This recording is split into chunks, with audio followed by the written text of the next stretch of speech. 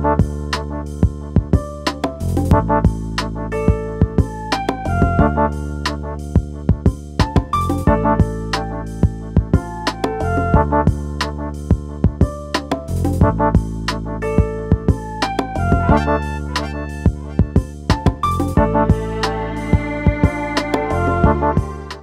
to On the Spot. I'm your host, Norman Graham. I'm at the Councilman office, Big Rob Cornegy, 36 Councilmember District, Brooklyn, Bed-Stuy. Tell us about your first 8 months, my brother. I guess it's funny that you say 8 months. It seems like longer than that. Yes. I'm excited.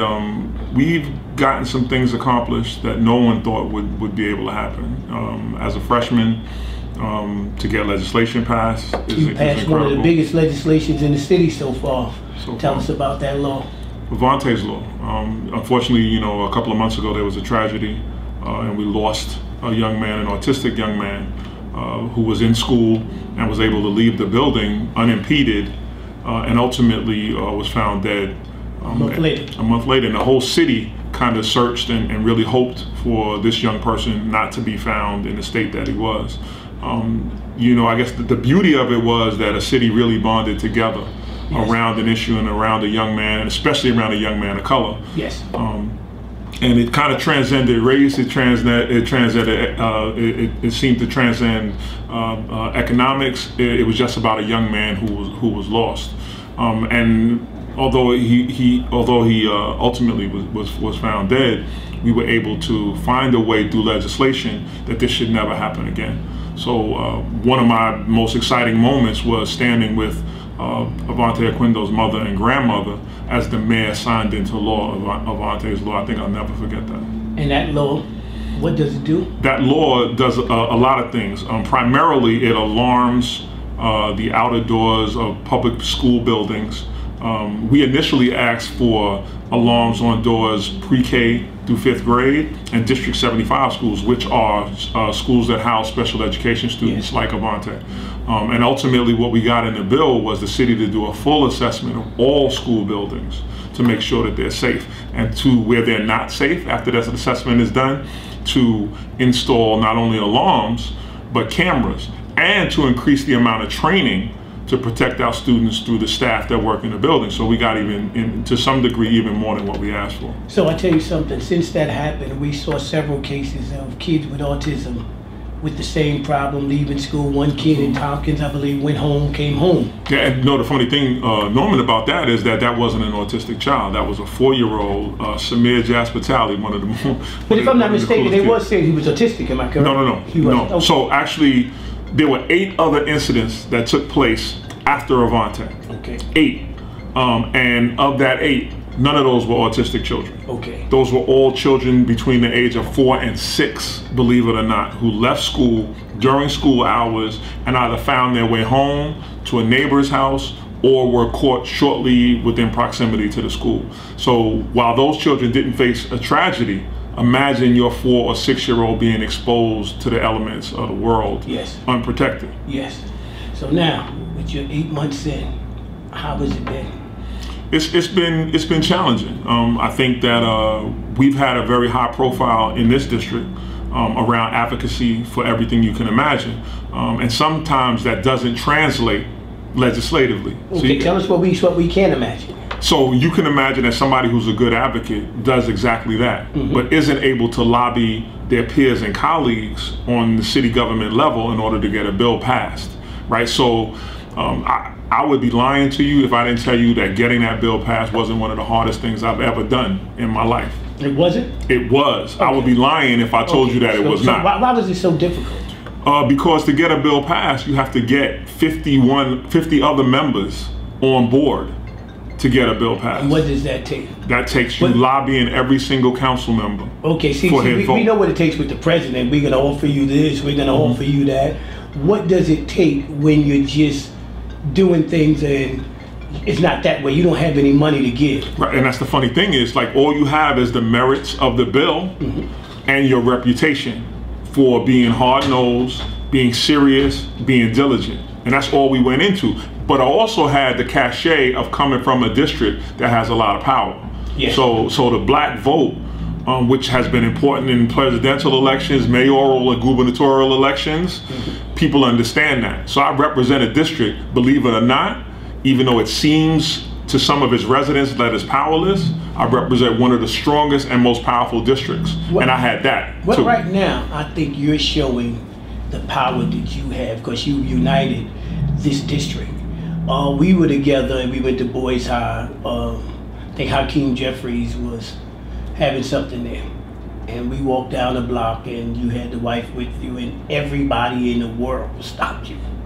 And I said to you, like I said today, this is going to be a challenge for you and the family that you can't walk down the block because you're like a celebrity by itself. I mean, I think it has become somewhat challenging for my kids. Is it overwhelming? Not overwhelming. Okay. Not overwhelming. I think that we were. So here's the funny thing: you get swarmed when people are unaccustomed to seeing you. I think people have taken to saying, "Oh, he's with his kids. I know I'll see him tomorrow when he drops his kids off." Yeah. Like, so people kind of know my patterns in the district, and I'm not a ghost, right? So people are accustomed to seeing me in the supermarket. So I think people kind of act out when they're not accustomed to being able to have access to you. One of the things that no one will ever complain about is me is access. We located our office centrally, not off to the side somewhere, right in the heart of everything. I go to church in this district.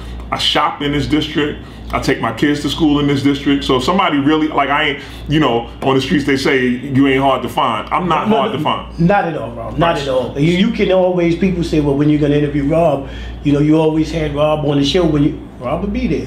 If I really want to catch him, I'll go down to Restoration and catch him. I'll go on his block and catch him. You will see him walking down Lewis Avenue. He's not hard to find. You know, it's a funny story. A friend of mine came from another borough to see me. And well, he was in his borough visiting. He said, "Oh man, I might stop and see Rob," but he didn't know my address. This dude was probably a half a mile away from my house. Just ask somebody. Ask somebody. They're like, "Oh yeah, putting the map between Lewis and Stuyvesant." He's right. And so when he showed up, I was like, "How did you even get here?" He said, "Yo, I asked somebody on Tompkins, and somebody they told me exactly where you live." Catch him. He'll be walking down the block in a little while. You'll catch him. Exactly. Yeah, you'll catch him, the kids, somebody. Right. So I think people can appreciate that. Like people can appreciate the fact that they can touch the people that are responsible for carrying their voice forward. Yeah, that's always a good thing. So I get suggestions in the street. But I'm really happy about that. Norman, going back years, I think the one thing you could say about me is I love people. Yeah. Like first of all, you gotta love people if you do this. This is grueling. That election was grueling. The one 4 years ago was grueling. Absolutely. I love this political game. I could never do it. Right. It's too much. I'll stay here with the camera right here. This political game is rough.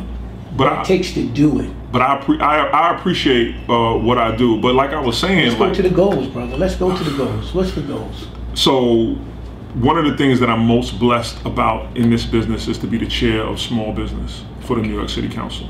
So I got to give credit on record to the Speaker of the New York City Council, because I think more than any other time that I witnessed her assign chairs to committees that weren't straight political. Yes. So I don't even have to be a super council member, because I was given the chairmanship of something I'm passionate about, something I love to do, and so was every other council member. So when I look to my right and I got a health-related issue that's disproportionately affecting my district, I can call Corey Johnson, who's the chair of health, and know that he's going to have an answer for me or get back to me immediately. That is kind of that's relieving as a council member, to know that you don't have to carry every single issue and know everything about every issue. If I need something in NYCHA, I know that I can call Richie Torres, and he's on it. He live, eat, and breathe NYCHA developments. Yes. You know, so if I need something in regards to finance, I can call Jalissa Ferreras, and I know that she lives, eats, and breathes finance. So having that kind of team, see, I come from a team-oriented lifestyle of being an athlete, and I'm just so happy to be in with a team that I can count on and have been able to count on. So my piece of legislation I celebrated, but I've also celebrated some of my colleagues and what they've been able to accomplish from their vantage point. But as the chair of small business, I'm incredibly excited. It gives me the ability to help drive this economic engine for minority-owned businesses, Yes. for immigrant-owned businesses, for women-owned businesses. It's something you're implementing that we talked about outside, that you're going to go around and have people come to the other business. Can you explain that to them? Yeah, again, I have to give credit to this new progressive administration. This is the first time in many years that they put forward new initiatives. And I was able to put forward an initiative and get it funded. My initiative is called Chamber on the Go, which it's an RV that's going to provide technical assistance, access to capital, information to small businesses who normally don't have the capacity to send somebody down and sit all day at these seminars. These small and micro businesses that have, 5 employees, 8 employees, don't have the luxury of being able to send somebody down from HR to sit in on a seminar about whatever it may be. So we said, if we really truly are serious about building capacity within our businesses, and I got a secret, I want to build capacity to help business, but I ultimately want a business to grow so you can hire more people. It's a simple formula. Exactly. It's a very simple formula. That's how we boost the economy. Yeah, it ain't rocket science. No. So I'm working diligently, and I'm blessed to have in my first 8 months a piece of solid legislation that nobody can ever take from me, that's going to change the way that the city does business as it relates to safety of young people, but also a solid initiative that was funded and that will provide technical assistance and access to capital to every small business in the city of New York. So when will this start? We're looking for a full rollout. Right now, we're just trying to tweak it to make sure that it's beneficial not only to every council member's district, because that was my goal. Like, I didn't want it to, I love Bed-Stuy and Crown Heights, but I wanted it to effectively change the way the city of New York in all 5 boroughs works with its small businesses. Okay, well, before I'm gonna close out with this, and I want you to think about it. And I had a security firm, and one thing, I voted for Bloomberg on the independent line because I thought he would help out with contracts. A lot of small business, the biggest problem with small business is they can't afford to wait for the city to pay them their money back. Absolutely. Will that be, will you have a plan for that? Absolutely. So here's the thing. So the chair of contracts, his name is Helen Rosenthal. I love Helen Rosenthal. She's my neighbor at 250 Broadway, and her and I bang on the walls to each other to discuss minority contracting, to discuss the current reimbursement circumstance for small businesses, for organizations that do business with the city, and how to really begin to make it conducive to do business with the city. Because right now, with all due respect, it's not the easiest thing to do. We'll be right back after a brief message from the sponsors. We're going to come right back with that subject.